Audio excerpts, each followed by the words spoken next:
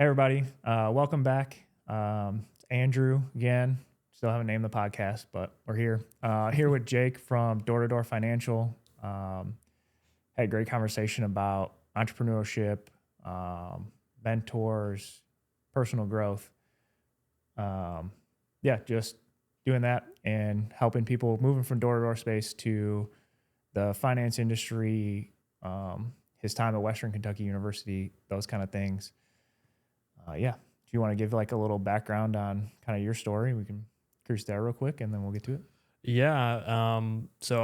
Growing up, I always had a passion for entrepreneurship and had a great experience at WKU. I had a great sales professor that really pushed me out of my comfort zone and led me to the world of door-to-door sales.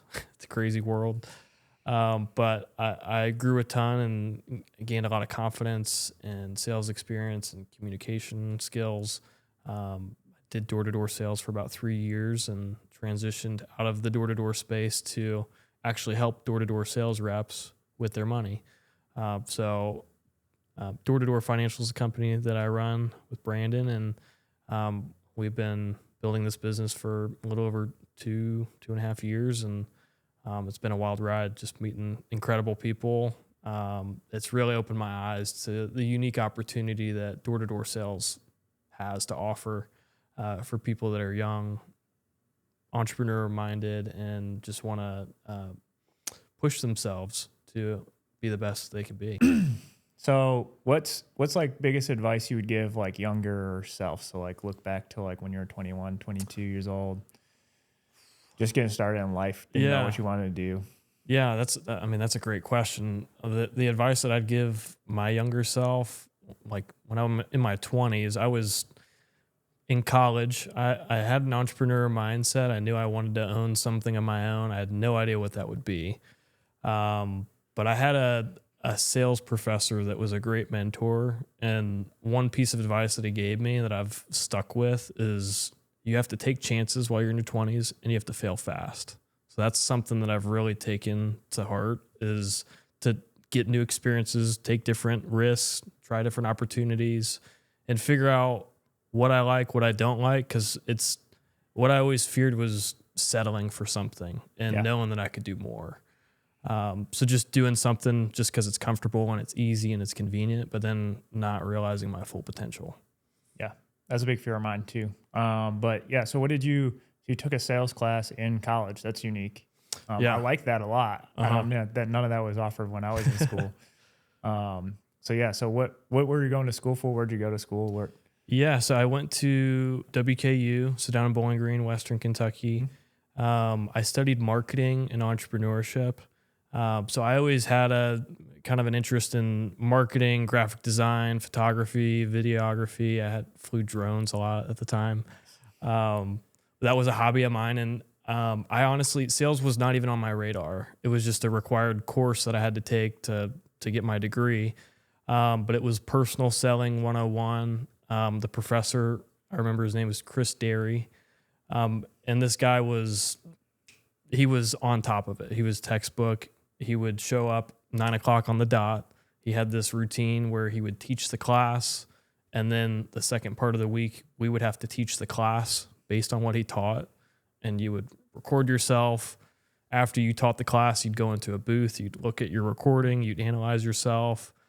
So it was very uncomfortable because I've always been an introvert. Mm-hmm. So this class really pushed me out of my comfort zone to learn how to present to people with confidence and take out the ums. He would click people every time they said So this guy was hardcore, but it really pushed me out of my comfort zone, and I saw a lot of growth and saw a lot of confidence. So it sparked something inside me that I'm like, okay, I need to lean into this because it makes me uncomfortable, but I'm seeing a lot of growth. Yeah. What was the line again? Do you remember? What line? The quote he said. He told me in my 20s I need to take as many risks as possible and fail fast. Yeah, because he did this thing where he did a personality test. It was the DISC assessment, if you've heard of that. So I'm a high D and a high S, and he said this is something that you really need to be aware of. Like you might settle for things or fixate on things, but you need to learn how to fail fast. That was his advice. Yeah, That's really good advice. Yeah. So in your 20s, yeah, take risks, learn skills. Like, I think that's something you see a lot on Instagram and stuff is like skill stacking and that kind of thing. And I'm recording a training on that right now is like how to stack skills to be, especially in your 20s, because like that's the opportunity to build and grow. Yeah, I definitely resonate with what you said about like the fear of just slipping into like being comfortable. So I have to look at my DISC assessment again. but yeah, I think as far as like motivating yourself, is that something that really motivates you? Is like, as far as you said, you had like the entrepreneurial mindset, always wanted to own something yourself, but was that just because you were mostly afraid, or you think that was more, Yeah, it's something that I've always been, I guess, a little behind. I've always felt like I was behind in school and like I had to take some extra classes when I was younger. So I always knew that I wanted to prove myself. Like I was always kind of the underdog. So just quietly, I've just always had this drive and passion to just prove people wrong. That's kind of been my strongest why, is just to prove people that I can do whatever I set my mind to. yeah. Do you feel like you had a lot of naysayers, or do you think a lot of those were like imagined? A lot of nice what? Did you feel like you had a lot of naysayers when you were younger, or you feel like a lot of it was like self-perceived or imagined? Not a whole lot. I'd say I've had a lot of support. Honestly, it's not like I had a rough upbringing and had this incredible rags to riches drive or story or anything like that. But I had a lot of support, but I think I've always just been tough on myself to just push myself to be the best. Yeah. Yeah. I feel that a lot too. A lot of like, that was an exercise we just got done doing at the sales meeting, was like, how do you give yourself credit, or like recognizing things that you've accomplished? And especially when like you're younger, or like just out of college or still in school or that kind of thing, is like you haven't accomplished a lot of things that you've set goals for. And yeah, always having like that future self, I agree with you 100%, is like, sometimes I feel like I'm behind, or sometimes I feel like, I'm not doing what I need to be doing. But yeah, taking time to look back and do that. So graduated from Western, and then, so what did you end up doing? Yeah. So I graduated. I ended up graduating college a year early. So I went in with a bunch of credits and I took a bunch of extra classes just to get it over You went with. from behind to ahead. Right. Nice. I was as soon as I got to college freshman year, I'm like, I'm ready to get out of here. Like I'm ready to get on to the real world. And why I didn't just go straight from high school to the workforce, I don't know. It was the right thing to do, to just go to college. So that's what I did. And I don't regret it. I learned a lot, but graduated in 2020. So COVID year, right when COVID hit, I remember in March, COVID started to pop up, and I had these final projects that were basically being wiped away. They're like, we'll give you an A, whatever, graduate.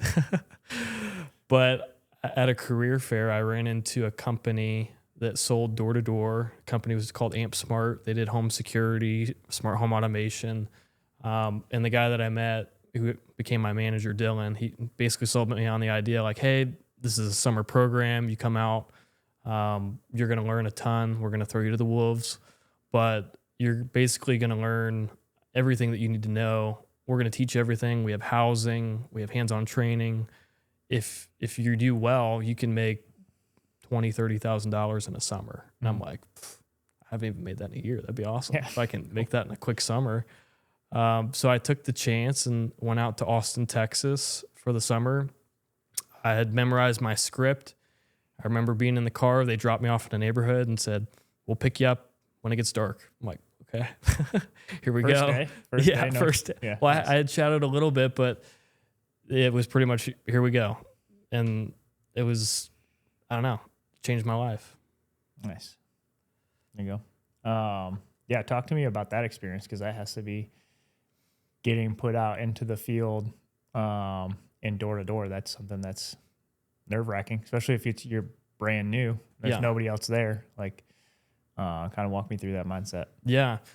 Like I said, I've always been an introvert growing up, so this was very much so outside my comfort zone. I had this sales class that I had learned a lot. I had a lot of the confidence and excitement, And the professor had actually kind of recommended, he's like, hey, you should look into this. I think you'd be good at it. And I took the chance, and it gave me, a ton of confidence, just in who I am as a person and how I communicate with people effectively. I wasn't always the best at communicating growing up. So being able to do that with strangers all day and just kind of fumbling through it and figuring out who I am, how I talk to people. I ended up being one of the top rookies that summer. So just like I said, gave me a ton of confidence and excitement in this new skill that I had discovered that I didn't even know existed within me. But yeah, it was a challenging summer. Wasn't easy. Yeah. As you know, with anything in the door-to-door sales space, but that was my mentality, is just, I want to, like I said earlier, I want to prove that I can do this. I'm going to prove that whatever I put my mind to, I'm going to succeed. Yeah. Same thing with like what you said in school is like, I feel exactly the same way. Going to college, it was the thing that you were supposed to do, right? Like that was what our parents taught. I don't know. You're close to my age too. So like our parents were like, oh, you got to go high school, then go to college, and then you find a job. Like that was what you just had to do. But I think similar to door with like going to college, it was like an opportunity to like really find myself. And I did, so I kind of did like your background backwards. Like I did financial planning first and then did door afterwards. But yeah, talk about that, whether it's at school or in the door space or here now, what you're doing now, of like what it was that really helped you kind of like identify and like realize who you were and grow as a person and step into, Yeah, I feel like I still don't necessarily know who I am today. I'm continually evolving as a person, and I feel like each year I change and grow, and I have an idea of who I'm going to be next year, but come this time next year, it's going to be completely different. So I think that's a challenge that I have for myself, is to always improve. And I might not necessarily know where I'm going to be, but I have an idea of where I'd like to be, and I'm going to head that direction. And I'm going to, I don't know, just different lessons along the way that you learn, that things pop up that you don't expect. I'm curious, what are some of the challenges that you had to overcome in your career path? Obviously, coming from the financial space to door, that's a pretty extreme transition. Yeah. So yeah, a lot. A lot of it is similar though, of like realizing early on that it's most everything, and especially sales and outside sales, is prospecting and being in front of enough people. Like, this will date me, but Zig Ziglar, back from the 80s. But he, one of the things that he talks about a lot in his books is, if you help enough people get to where they want to be, you're going to get to where you want to be. So like that's how I always looked at sales. Yeah. That's what drew me to financial planning initially, was like, oh, I get to help all these people come up with this financial plan and like help them figure out where they want to go. And that really is what drives me now in the role as like owner and mentor and that kind of thing now, is like helping these people that are like light years ahead of where I was when I was 19 or 20. Like, but helping them figure out and find that identity and work towards that goal. Because that's something I talk about all the time, is, and you kind of mentioned it, was every year you said your vision changes a little bit. You're like, I don't know exactly where I want to be, or like what it's going to look like a year from now, but I have a direction in mind. So yeah, talk about that, because I'm interested in what your process is around that, as far as like goal planning. And then, I don't know what your initial plans were when you graduated, Western, versus like what your goals were then versus now, in that progression. Yeah. Like I said, it's always changing. So even before I went to college, in high school, I had an idea of that I was going to be a doctor. I wanted to be an anesthesiologist. I'm like, oh, they make good money. Let's do that. So, going from doctor to marketing to sales to finance, it seems like extreme jumps, but you can easily connect the dots. When I look back, I can see how I got from one point to the next. For example, when I got out of the door-to-door space, I learned a lot. I got a lot of confidence. I always had a passion for finance, but I had no idea how that would play a role in my life. I just knew that, hey, I'm decent at handling my money and budgeting and having a little bit left over and saving it. And I looked around in the door-to-door space, and I saw a lot of my peers. They were in the door-to-door space for 10 plus years, and they had nothing to show for it. These guys were making multiple six figures each year. They'd travel, they'd buy brand new trucks, and they had nothing to show for it. They lived the American dream. Right. A house payment, a car payment. Like, Right. you know? Life was good, right? Yeah. But what I actually saw was these guys were caught in this rat race. I had this fear of becoming, I don't know, a slave to the 9-to-5 corporate world. These guys were maybe not in a cubicle, but they were still living that cycle of chasing, like on this summer loop where they'd have to commit to the next summer to pay for the bills. And I just saw a unique opportunity where there's all these young entrepreneurs who are in their 20s. They're hungry. They have that sales mentality to find like success no matter what. And they were making great money, but they had no idea what to do with it. So that's where I had created Door-to-Door Financial with this idea to help empower door-to-door sales reps that have this great opportunity. I mean, it's kind of an unknown opportunity that a lot of people don't even think of. When you bring up door-to-door sales, they're like, you're still knocking on doors? Like, that's a thing? What? But they don't realize these guys are making multiple six figures. Yeah.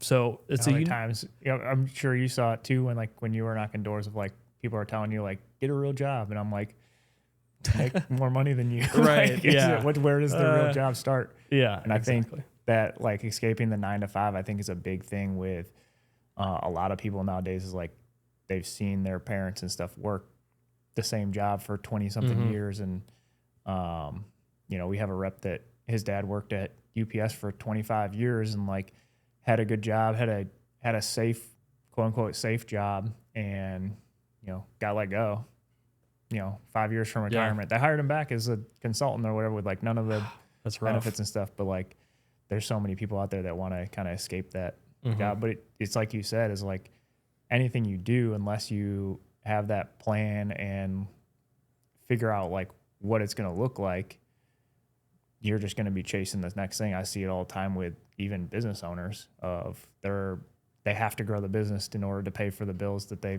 ran up last month, that kind of thing. It's the same race, just a different, has a different title. It's a different video game that you're chasing, right. Yeah. No, that was something that I really took away from the door-to-door space it's kind of like the Matrix when you take the red pill or the blue pill. It kind of opened my eyes to, man, like you don't have to settle and just have a salary and 9-to-5 and 2 weeks vacation. I'd rather have a career that I create, I'm responsible for. It's seriously up to me. I'd rather bet on myself than depend on somebody else to pay my bills. And just having that choice of, hey, I can go on vacation when I want. Having that flexibility is nice. Yeah, having that flexibility is addicting. So that's kind of the toxic world of door-to-door sales where guys bust their ass during the summer and then they have the rest of the year off. Some guys would take all that time off and then other guys would continue to work or recruit and build teams, but it's intoxicating how much freedom you have. It's hard to go to any other job after you have that taste of the sales world. Yeah. But yeah, you did. Well, I guess you're still kind of in sales. Yeah, in a different way. Yeah. I get to help people that did what I did. Obviously people that are way more successful than I am, that took it to the next level. They're sales managers, they're leaders in the industry, top 1%. A lot of the guys that we have are golden door winners. So, I mean, they're top 1% of the industry.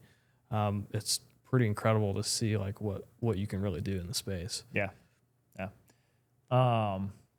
So as far as your success over the years, what do you attribute a lot of that to? Was there someone that you met that helped you along the way? Was it a book you read? Was it just personal growth, what Mm-hmm.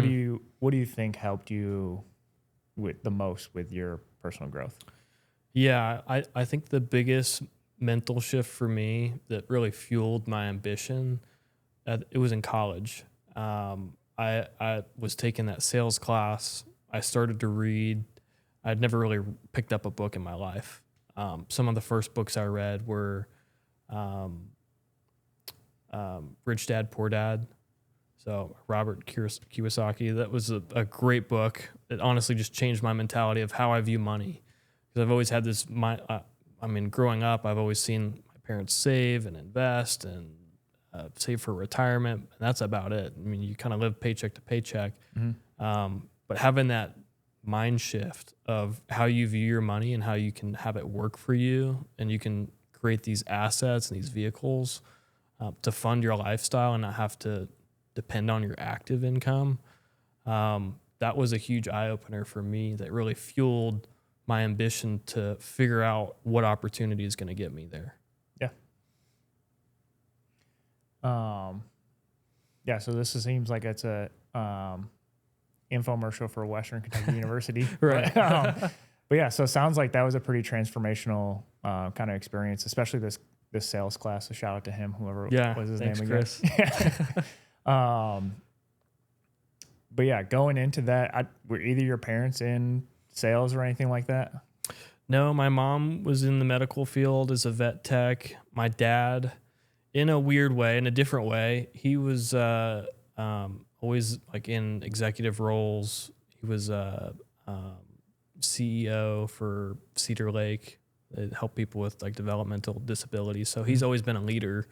So I've known that I've had those traits and that quality as like a leader, but I had no idea like what it would turn into or what industry I'd plug into and who I'd lead. But that those were some of the people that I had in my environment to look up to. I had an uncle that was an entrepreneur.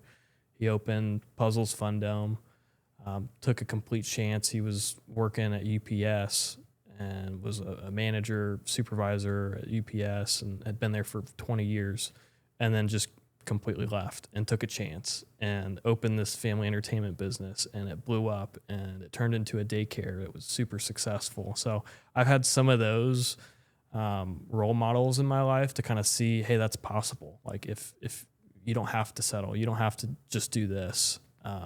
You can take chances and sometimes it can pay off or you can learn a lot. Not all of the chances that you take are successful, but you'll learn something from Some of the ones that aren't successful are the ones that you learn the best lessons though. Yeah, absolutely. Yeah.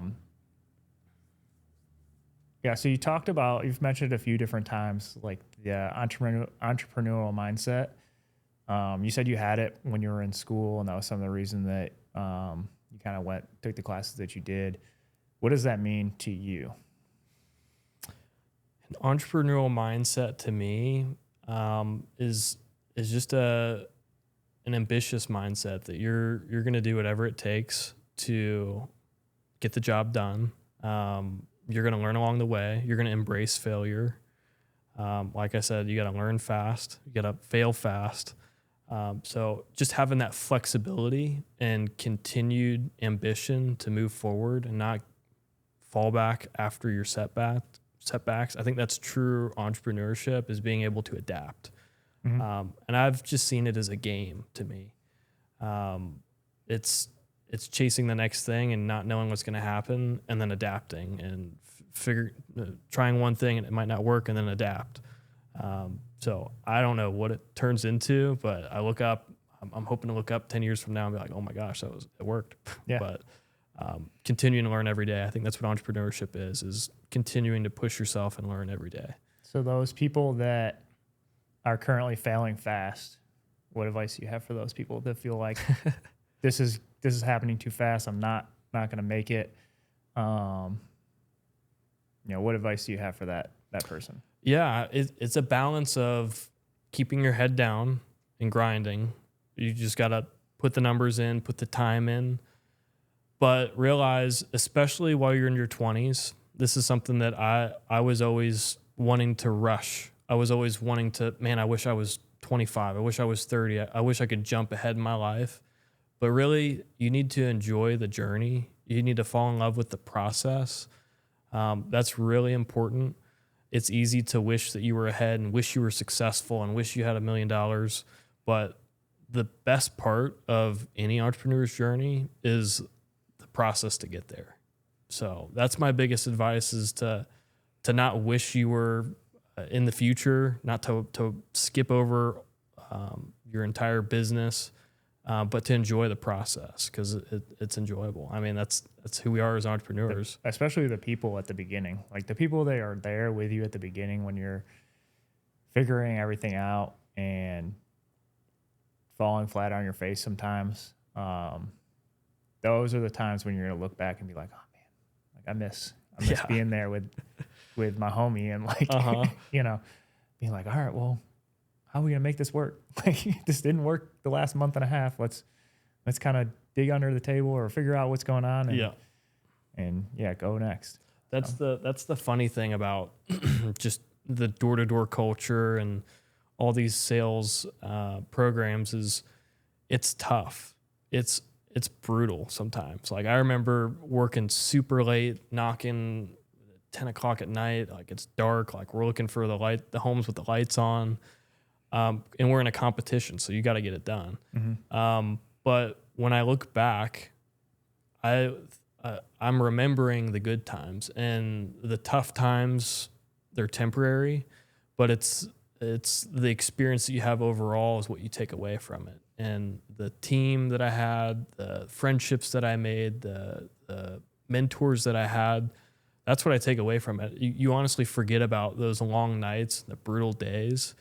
But just it's the hard times that make it good. Yeah.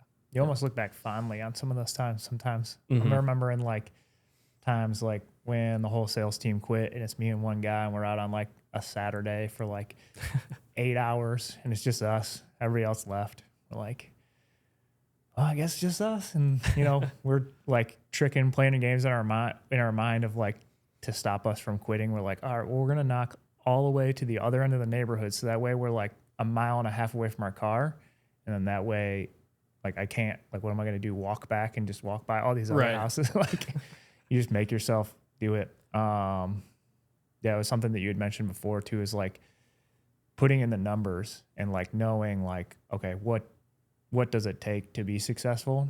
And to me, a lot of times that's knowing a mentor or someone that's been there before. So talk about that. Like, you've mentioned mentors and that kind of stuff, and obviously Chris is one of them, and like shed a lot of light on that, but like, who's someone else that's helped you through the years? Yeah. My sales manager that honestly brought me into the door-to-door space, Dylan Brodigan, shout out. He brought me into the door-to-door space, and he poured so much time and energy into me. I think he just saw that I was somebody that was willing to put in the work, but had no experience, and I was coachable. That was the biggest thing for anybody that's looking for a mentor or somebody to help lead them, is you have to be coachable. So Dylan did a great job, honestly, just checking in with me each day. Like, hey, how can I help you? And just, what are you running into? Being able to communicate like things that I was running into, and putting in the time to role play or practice. That was a huge, I'm really grateful for that experience with Dylan. Just as a leader, he was really helpful, just developing that sales skill and just pouring confidence, letting me know, hey, you got this. Like, yesterday is over, but here we are today. Let's make it happen. This was actually kind of reminds me, there was an exercise that we did at one of the retreats and stuff that I went on recently, was what makes a good mentee. You hit one of my favorite ones, but I'm curious, like, what you think. So like, when you find somebody that's willing to put time into you, what do you think it is the biggest thing that you can do as the mentee to make sure that A, the mentor wants to keep helping you, and B, you get the most out of?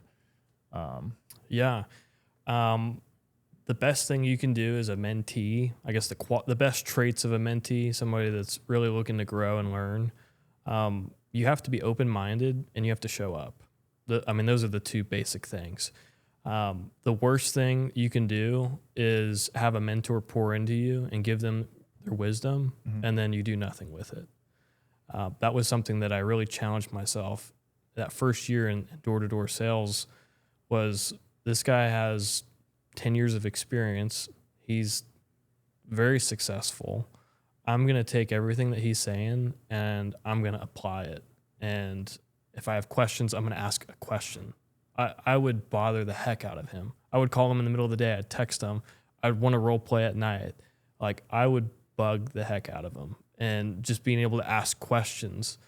But knowing that the questions that I do ask, I need to go and apply that. I'm not going to ask the same question twice. Yeah. So those are the biggest things to be a good mentee and to be coachable, is to not take for granted the mentor that's pouring into you. Yeah. I like all those. Yeah. Coachable was like one of my number one ones, but I like the taking action on like the coaching points too. Yeah. I think that's really big.